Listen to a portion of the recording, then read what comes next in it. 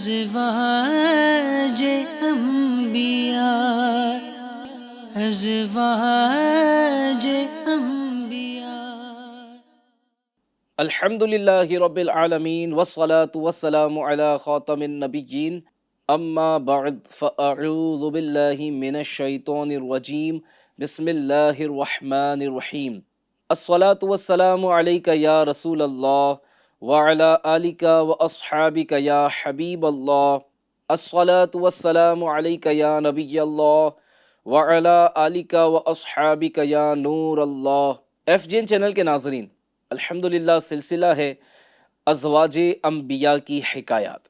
جی ہاں، یہ بڑا ہی پیارا سلسلہ ہے جو اسلامی بھائیوں کے لیے بھی بہت زیادہ مفید ہے، اور اس سے کئی گنا زیادہ مفید اسلامی بہنوں کے لیے ہے، خواتین کے لیے ہے۔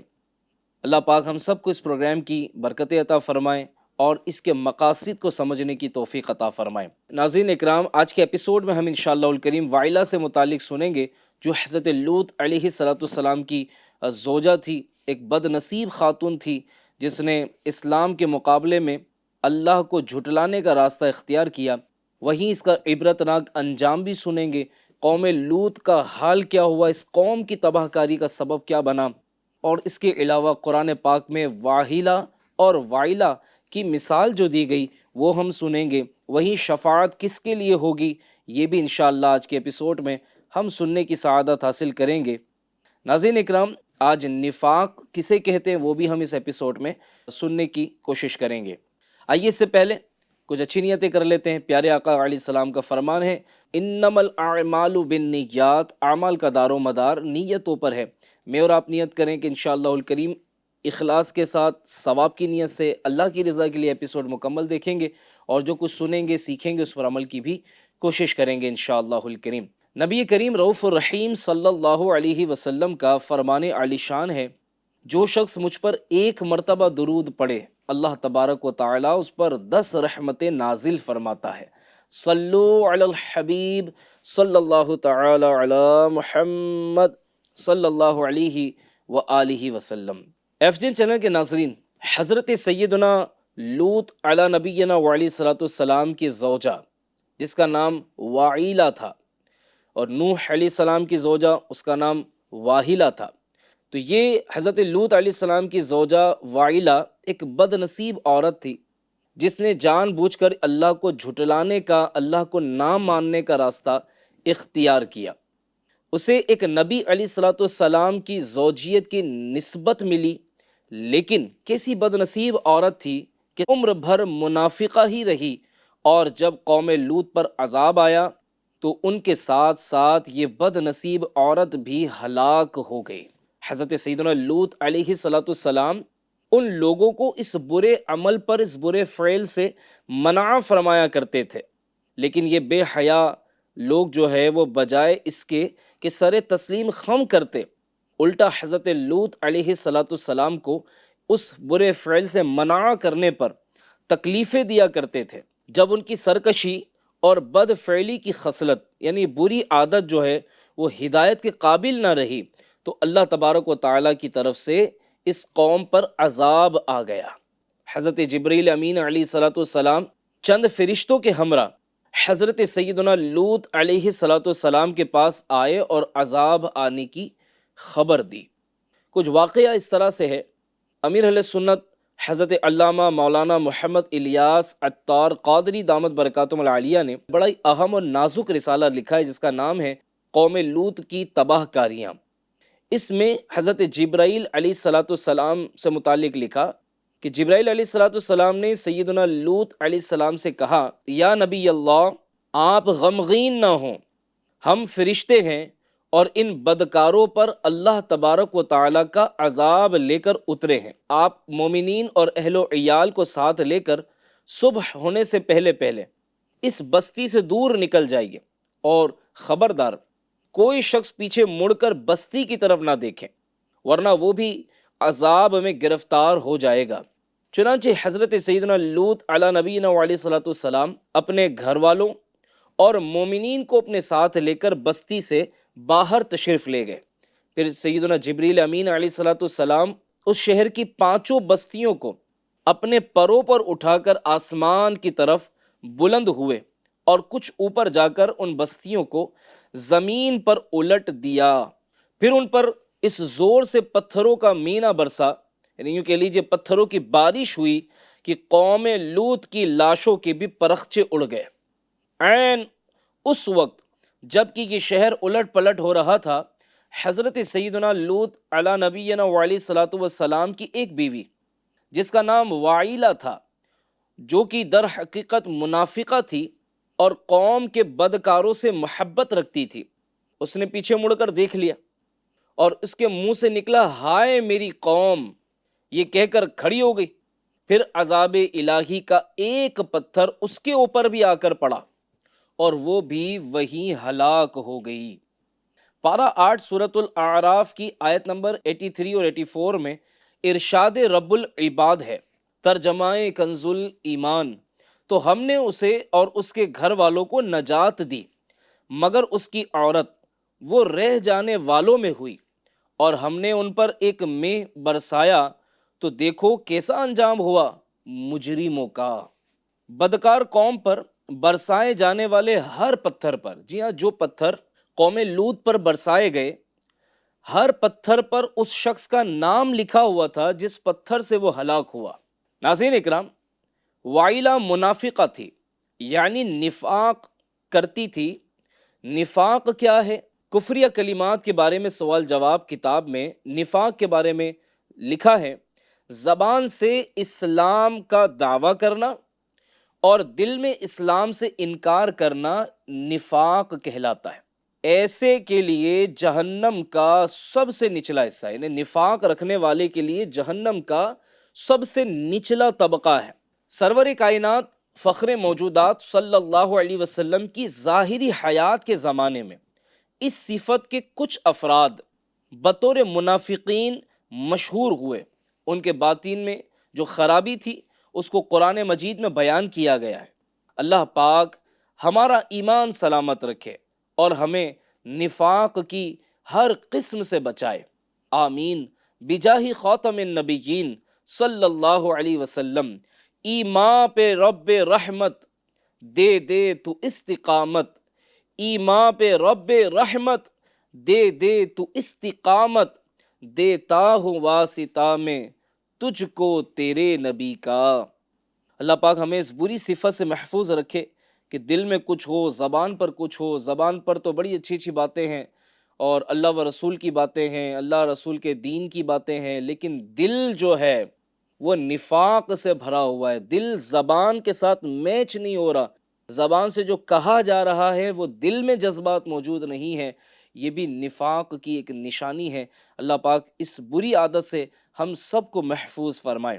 ایف جن چینل کے ناظرین، واہلہ جو حضرت نوح علیہ السلام کی بیوی تھی اور وائلہ جو حضرت لوط علیہ السلام کی بیوی تھی، ان دونوں کے بارے میں پارہ 28 سورۃ التحریم کی آیت نمبر 10 میں اللہ تبارک و تعالیٰ نے ارشاد فرمایا، ترجمہ کنز الایمان، اللہ جھٹلانے کی مثال دیتا ہے نوح کی عورت اور لوط کی عورت، وہ ہمارے بندوں میں دو سزاوار قرب بندوں کے نکاح میں تھی، پھر انہوں نے ان سے دغا کی تو وہ اللہ کے سامنے انہیں کچھ کام نہ آئے، اور فرما دیا گیا کہ تم دونوں عورتیں جہنم میں جاؤ جانے والوں کے ساتھ۔ ناظرین اکرام، اس آیت کا خلاصہ یہ ہے کہ اللہ پاک نے حضرت نوح علیہ السلام کی بیوی اور حضرت لوط علیہ السلام کی بیوی کو مثال بنا دیا کہ یہ دونوں عورتیں ہمارے قرب کے لائق دو بندوں کے نکاح میں تھیں، پھر انہوں نے اللہ کو جھٹلایا اور دین کے معاملے میں ان سے خیانت کی، تو وہ دو مقرب بندے اللہ پاک کے سامنے انہیں کچھ کام نہ آئے، اور ان عورتوں سے قیامت کے دن فرمایا جائے گا کہ تم دونوں عورتیں اپنی قوموں کے ان لوگوں جنہوں نے اللہ کو جھٹلایا، اللہ کو نہ مانا، ان کے ساتھ جہنم میں جاؤ، کیونکہ تمہارے اور ان انبیاء کرام علیہ السلام کے درمیان تمہارے اللہ کو جھٹلانے کی وجہ سے کوئی تعلق باقی نہ رہا۔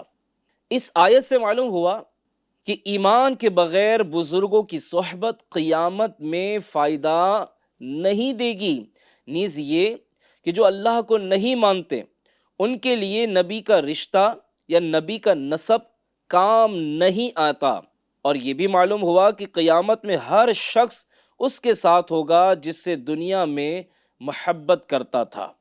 ناظرین اکرام، قرآن پاک میں واہلہ اور وائلہ کے بارے میں فرمایا گیا ہے فخانتاہما، یعنی پھر انہوں نے ان سے دغا یعنی خیانت کی۔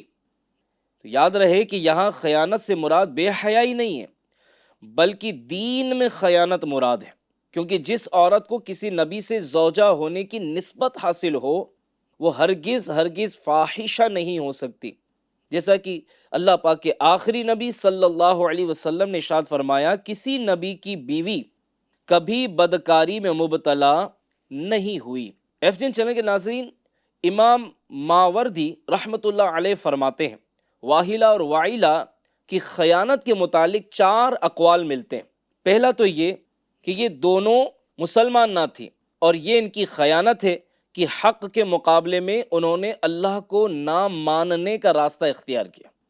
نمبر 2، دونوں منافقہ تھی، یعنی دل میں ان کی خرابی تھی، دل ان کا گندا تھا، نفاق چھپا ہوا تھا، اللہ کو نہیں مانتے تھے اور زبان سے ایمان ظاہر کیا کرتی تھی۔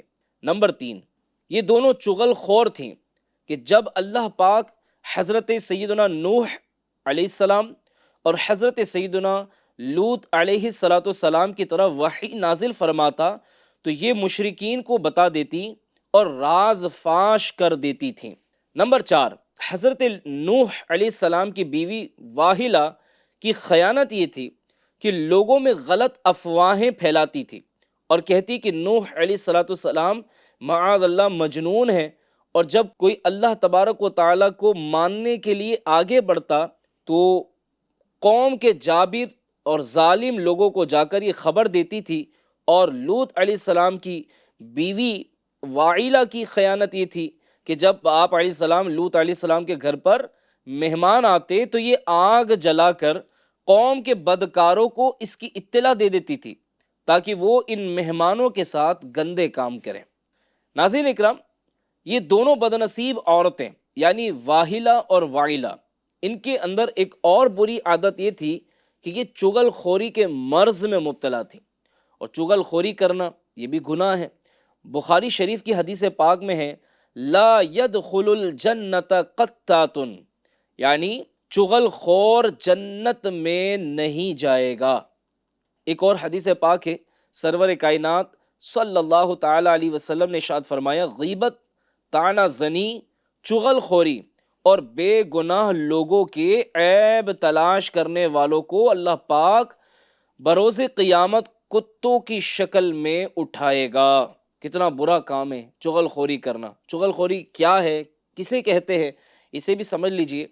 لوگوں میں فساد کروانے کے لیے ان کی باتیں ایک دوسرے تک پہنچانا، یہ چغل خوری کہلاتا ہے۔ ادھر کی سن کر ادھر لگا دی، ادھر والے نے کچھ رپلائی کیا، کوئی کومنٹس کیا، کوئی ریمارکس دیا تو وہ سن کر ادھر آ کر بتا دیا، ان دونوں میں لڑائی جھگڑے کروا دیے۔ ان میں جو آپس میں محبت تھی، آپس میں اتفاق تھا، مل جل کر رہتے تھے، مل جل کر کھاتے تھے، چاہے وہ فیملی والے ہوں، چاہے وہ مل جل کر کاروبار کرنے والے ہوں، چاہے ایک ہی آفس میں کام کرنے والے ہوں، کسی ایک ادارے میں کام کرنے والے ہوں، آپس میں رہنے والے ہوں، ان لوگوں میں پھوٹ ڈلوا دی جاتی ہے، آپس میں نا اتفاقی پیدا کر دی جاتی ہے۔ دنیا کا چور تو چوری کر کے مال چراتا ہے، لیکن یہ جو چغل خور ہے کہ چغل خوری کر کے لوگوں کی محبتوں کو چرا لیتا ہے۔ تو اس لیے چغل خور جو ہے یہ محبتوں کا چور ہے، یہ آپس میں نفرتیں پیدا کر دیتا ہے، نفرت کی دیواریں کھڑی کر دیتا ہے۔ ہم میں سے ہر ایک کو اپنے اس معاملے پر غور کرنا چاہیے اور یہ بھی دیکھنا چاہیے کہیں میں چغل خوروں میں تو شامل نہیں۔ اس میں اسپیشلی جو خواتین ہیں، جو عورتیں ہیں، وہ بہت زیادہ ملوث ہوتی ہیں۔ سسرال کی باتیں ادھر، ادھر کی باتیں مائکے میں، کبھی نند اور بھابھی کے بیچ میں مسائل کروا دیے جاتے ہیں ادھر کی ادھر لگا کر۔ تو اس طرح جو ہے وہ چغل خوری کی وجہ سے گھر کے گھر تباہ ہو جاتے ہیں۔ ناظرین اکرام، غور کیجیے کیا ہم چغل خوری سے بچتے ہیں؟ اسلامی بہنیں بھی غور کریں، کیا چغل خوری سے بچتی ہیں؟ افسوس آج کل غیبت و چغلی کا سلسلہ بہت زیادہ عام ہو گیا ہے۔ سہیلیوں کی بیٹھک ہے، مذہبی اجتماع ہے، شادی کی تقریب ہے، تعزیت کی نشست ہے، ملاقات ہے، فون پر بات ہے، چند منٹ کی گفتگو ہے، غیبت چغلی، اس کے بغیر تو بات ہی ادھوری ہے۔ کاش ہمیں زبان کا حقیقی قفل مدینہ نصیب ہو جائے، کاش محتاط گفتگو، احتیاط کے ساتھ گفتگو، اور وہ بھی ضرورت کے مطابق کرنے کی عادت بن جائے۔ حدیث پاک میں ہے کہ جس شخص کی گفتگو زیادہ ہو اس کی غلطیاں بھی زیادہ ہوتی ہیں، اور جس کی غلطیاں زیادہ ہوں اس کے گناہ زیادہ ہوتے ہیں، اور جس کے گناہ زیادہ ہوں وہ جہنم کے زیادہ لائق ہے۔ اللہ پاک ہمارے حال پر رحم فرمائے۔ یہ غیبتوں نے، یہ چغل خوریوں نے ہمارے سماج کا بیڑا غرق کر دیا۔ خاندانوں میں لڑائی جھگڑے، برادریوں میں لڑائی جھگڑے، غیبت و چغلی کی وجہ سے۔ کیوں؟ ہم سے لوگوں کی خوشیاں دیکھی نہیں جاتی، یہ کیسے خوش ہیں، یہ کیسے آپس میں مل جل کر رہ رہے ہیں، یہ کیوں آپس میں اتنے خوشحالی کی زندگی گزار رہے ہیں؟ تو بس چغل خوری کی آگ لگانی ہی لگانی ہے، چغل خوریوں سے، غیبتوں سے وہ آگ لگانی ہے کہ ان کا ہنستا بستا گھر جو ہے وہ اجڑ جائے، یہ تباہ ہو جائے، ان کی خوشیوں کو آگ لگ جائے۔ تو یاد رکھیے، ایک بات کان کھول کر سنیے گا، وہ یہ ہے کہ جو کسی کے لیے گڑھا کھودتا ہے نا، یا یوں کہہ لیں جو کسی کے لیے آگ جلاتا ہے، وہ خود اس گڑھے میں گرتا ہے، وہ خود اس آگ میں جلتا ہے۔ اللہ پاک ہمیں توفیق دے کہ ہم ان بری عادتوں سے خود کو بچائیں۔ ایف جین چینل کے ناظرین، اللہ پاک کا شکر ادا کیجئے کہ ہم ایمان والے ہیں، اسلام ہے تو بہاریں ہیں۔ مرنے کے بعد دعاؤں اور اصالِ ثواب سے بھی انہی کو حصہ ملتا ہے جن کا خاتمہ ایمان پر ہوا ہو۔ قیامت کے روز شفاعت کے حقدار بھی ایمان والے ہی ہوں گے، شفاعت کرنے والے حافظ بھی ہوں گے، شہید بھی ہوں گے، اولیاء بھی ہوں گے، علماء بھی ہوں گے، انبیاء بھی ہوں گے، اور ہمارے آقا صلی اللہ علیہ وآلہ وسلم تو شفاعت کبریٰ کا تاج سجائے ہوئے ہوں گے۔ مگر یاد رکھیے، شفاعت سے حصہ پا کر جنت میں داخلہ صرف اہل ایمان کے لیے ہے۔ شروع میں بعض مسلمان اپنے گناہوں کی وجہ سے جہنم میں جائیں گے، لیکن پھر اللہ پاک کی رحمت اور اس کے محبوب علیہ الصلوۃ والسلام کی شفاعت سے جہنم سے نکال کر جنت میں داخل کر دیے جائیں گے۔ اس وقت جو اللہ عز و جل کو نہیں مانتے تھے حسرت کریں گے کہ کاش وہ بھی ایمان والے ہوتے۔ چنانچہ قرآن پاک میں اللہ تبارک و تعالی ارشاد فرماتا ہے، ربما یود الذین کفروا لو کانوا مسلمین۔ ترجمہ کنز ایمان، بہت آرزویں کریں گے اللہ کو نہ ماننے والے، کاش مسلمان ہوتے، ایمان والے ہوتے۔ اور جو اللہ کو نہیں مانتے تو ان کی آرزوؤں کے وقت کے بارے میں بعض مفسرین کا یہ قول ملتا ہے کہ نزعہ کے وقت جب اللہ کو جھٹلانے والے عذاب دیکھیں گے تو انہیں معلوم ہو جائے گا کہ وہ گمراہی پر تھے۔ اس وقت اللہ کو نہ ماننے والے یہ آرزو کریں گے کہ کاش وہ بھی ایمان والے ہوتے، لیکن اس وقت یہ آرزو ان کو کوئی فائدہ نہ دے گی۔ بعض مفسرین کے نزدیک آخرت میں قیامت کے دن کی سختیاں، ہولناکیاں، اپنا دردناک انجام اور برا ٹھکانہ دیکھ کر اللہ کو جھٹلانے والے یہ تمنا کریں گے کہ کاش وہ بھی ایمان والے ہوتے۔ زجاج کا قول ہے کہ جو اللہ کو نہیں مانتے کبھی اپنے عذاب کے احوال اور مسلمانوں پر اللہ پاک کی رحمت دیکھیں گے تو ہر مرتبہ آرزو کریں گے کہ کاش وہ دنیا میں اہل ایمان ہوتے، ایمان والوں کے ساتھ ہوتے۔ مفسرین کا بڑا مشہور قول یہ بھی ہے کہ جب گناہگار مسلمانوں کو جہنم سے نکالا جا رہا ہوگا تو اس وقت بھی جو اللہ کو جھٹلاتے تھے وہ یہ تمنا کریں گے کہ کاش وہ ایمان والے ہوتے، کیونکہ ایسے بعض مسلمان ہوں گے جو گناہوں کی وجہ سے جہنم میں داخل ہوں گے، تو جب ان کو جہنم سے نکال کر، چونکہ تھے تو مسلمان تو گناہوں کی وجہ سے جہنم میں گئے، تو اس وقت بھی جب انہیں جہنم سے نکال کر جنت میں داخل کیا جا رہا ہوگا، اس وقت بھی یہ لوگ تمنا کریں گے، حسرت کریں گے، کاش کہ ہم دنیا میں ایمان والے ہوتے، کہ کم از کم جہنم سے نکال کر آخر کار جنت میں تو ڈال دیے جاتے ہیں۔ ناظرین اکرام، اللہ کو نہ ماننے والوں کے دردناک عذاب کا ذکر کرتے ہوئے میرے شیخ کامل اپنی کتاب برے خاتمے کے اسباب میں تحریر فرماتے ہیں، جس کسی بد نصیب کا برا خاتمہ ہوگا اس کو قبر اس زور سے دبائے گی کہ ادھر کی پسلیاں ادھر اور ادھر کی پسلیاں ادھر ہو جائیں گی، اور اللہ کا انکار کرنے والوں کے لیے اسی طرح بلکہ اس سے بھی زیادہ دردناک عذاب ہوں گے۔ قیامت کا 50,000 سالہ دن سخت ترین ہولناکیوں میں بسر ہوگا، پھر اسے اوندھے منہ گھسیٹ کر جہنم میں جھونک دیا جائے گا۔ جو گناہگار مسلمان داخل جہنم ہوئے ہوں گے، جب ان کو نکال لیا جائے گا اور دوزخ میں صرف وہی لوگ رہ جائیں گے جن کا برا خاتمہ ہوا ہے، ان کے لیے یہ ہوگا کہ اس کے قد برابر آگ کی صندوق میں اسے بند کر دیں گے، پھر اس میں آگ بھڑکائیں گے اور آگ کا قفل یعنی تالا لگا دیا جائے گا، پھر یہ صندوق آگ کے دوسرے صندوق میں رکھا جائے گا اور ان دونوں کے درمیان آگ جلائی جائے گی، اور اس میں بھی آگ کا تالا لگا دیا جائے گا، پھر اسی طرح اس کو ایک اور صندوق میں رکھ کر اور آگ کا تالا لگایا جائے گا، پھر اسے آگ میں ڈال دیا جائے گا اور موت کو ایک مینڈھے کی شکل میں لایا جائے گا، جنت اور دوزخ کے درمیان لا کر ذبح کر دیا جائے گا۔ اب کسی کو موت نہیں آئے گی۔ جب یہ فیصلہ ہو گیا ایمان والے جنت میں اور اللہ کو نہ ماننے والے جہنم میں، تو اب جو ہے موت کو مینڈے کی شکل میں لایا جائے گا اور جنت و دوزخ کے درمیان اس کو ذبح کر دیا جائے گا۔ اب جو جہاں ہے وہ ہمیشہ ہمیشہ وہیں رہے گا۔ جنتیوں کے لیے مسرت بالائے مسرت ہوگی، خوشی ہی خوشی ہوگی، مسرت ہی مسرت ہوگی، اور دوزخیوں کے لیے حسرت ہی حسرت ہوگی، افسردگی ہی افسردگی ہوگی، ندامت ہی ندامت ہوگی۔ اللہ کی بارگاہ میں ایمان کی سلامتی کا سوال کرتے ہیں۔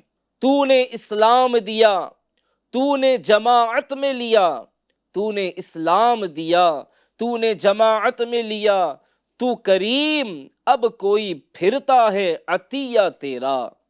ناظرین اکرام، ایمان پر مرنا شرط ہے، ایمان کی سلامتی کے ساتھ دنیا سے جانا یہ شرط ہے۔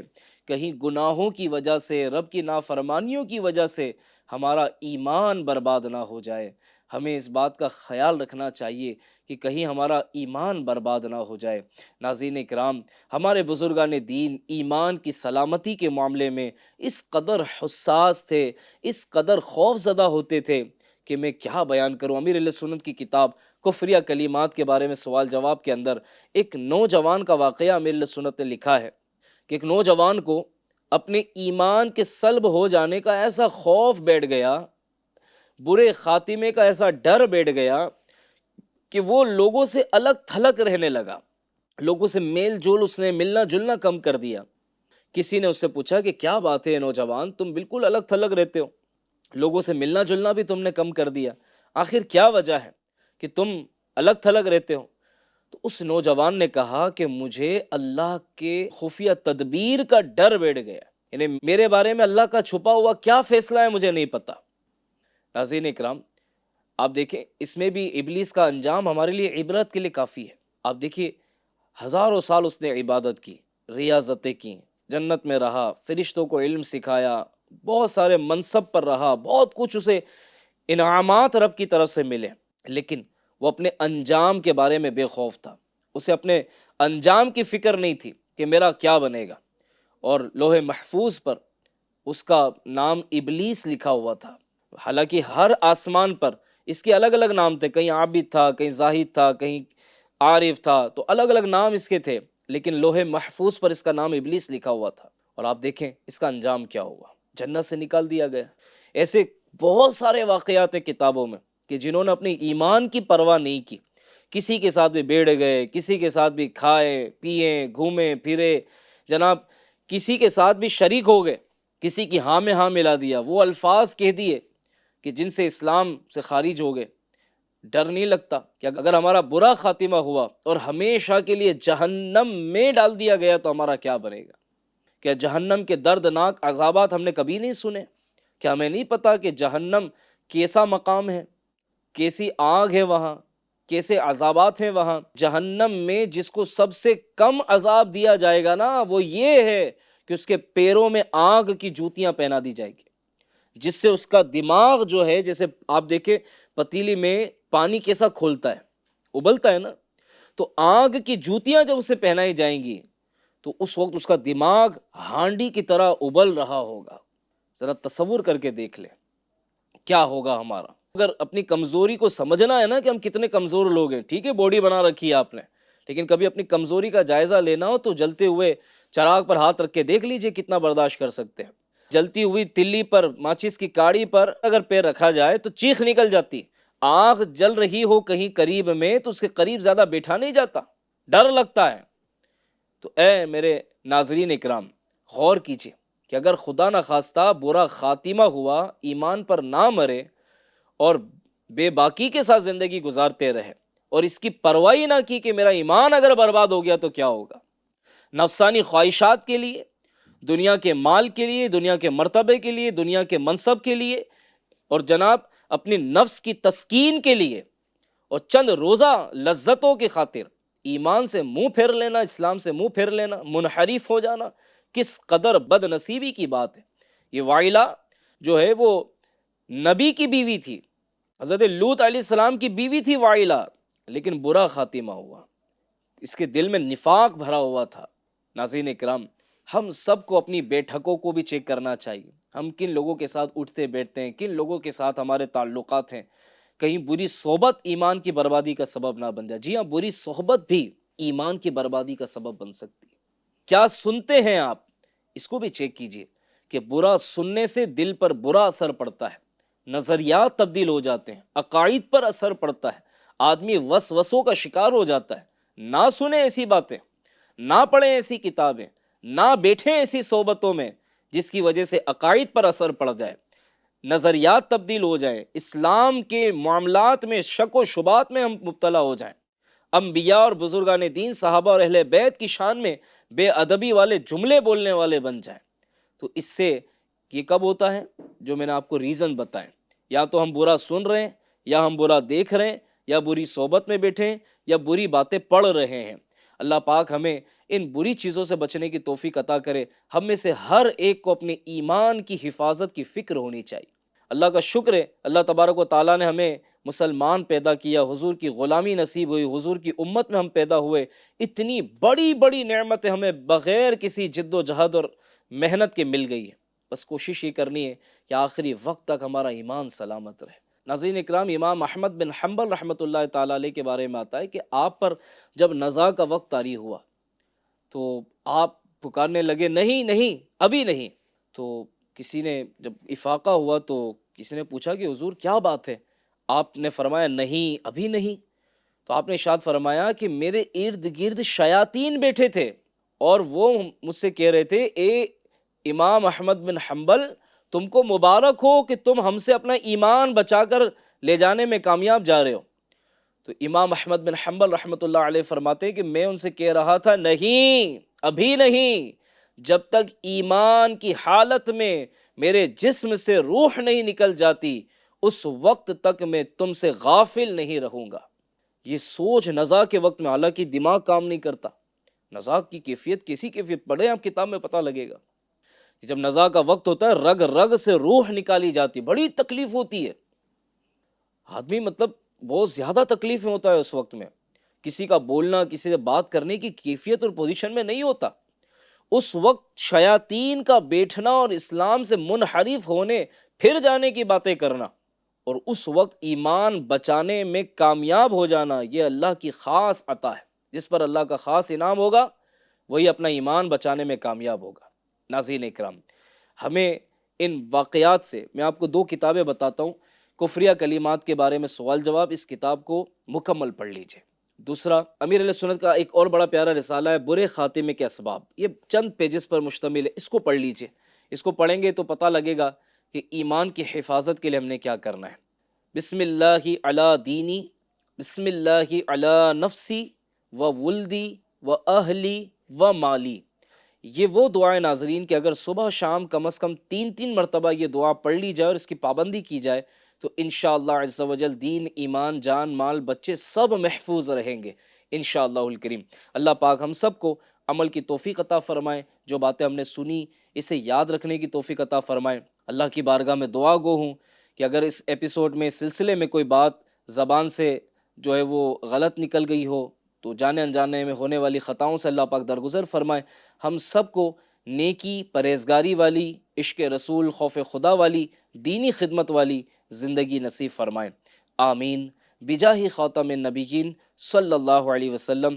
ناظرین اکرام، انشاءاللہ الکریم اگلے ایپیسوڈ میں پھر حاضر ہوں گے، پھر کسی ازواج انبیاء علیہ السلام کی حکایات انشاءاللہ بیان کریں گے، جس سے ہمیں بہت کچھ سیکھنے کی سعادت حاصل ہوگی۔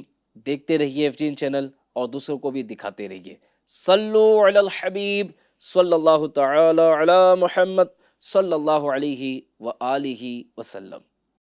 ہے قابل احترام ازواج انبیاء، ازواج انبیاء۔